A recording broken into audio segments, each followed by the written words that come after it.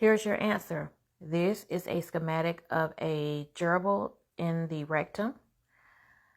This patient stated that he used a paper towel holder and it was placed in his rectum.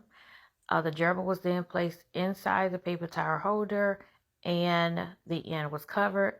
Once the gerbil made its way through the paper towel holder into the rectum, the paper towel holder was removed from his rectum.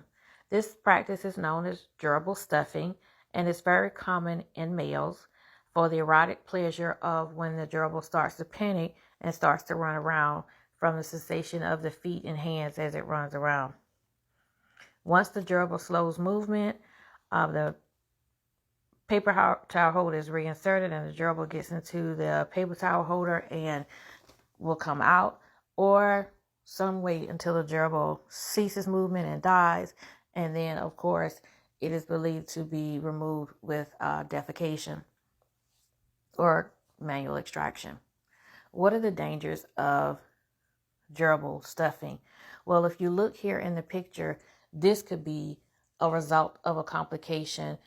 An obstruction could occur from gerbils being unsanitary. The nails could tear the lining of the rectum and introduce infection and complications. Them peeing and pooping inside of you can also lead to infections that can cause an obstruction of the bowel. The problem with an obstruction of the bowel can lead to perforation, or which is they can cause a tear, or they can rupture, and then you have feces all inside of you, and you could become septic and die from a widespread infection.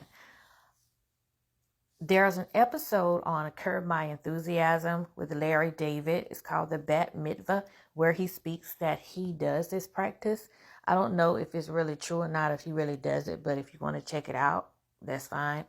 This was my very first experience with some male putting things up their rectum, or kind of anybody really, because I was reared as a very sheltered child, so this was like far out for me. But this is what the patient told us that he did. This was his first time, he said, doing this, and he panicked when the gerbil started to run around and he came to the emergency room. He told us this story I just told you. And so how did we remove it? We took a paper towel holder and placed it up his rectum. The gerbil ran out, and that's how we removed it from his rectum. See you next Monday.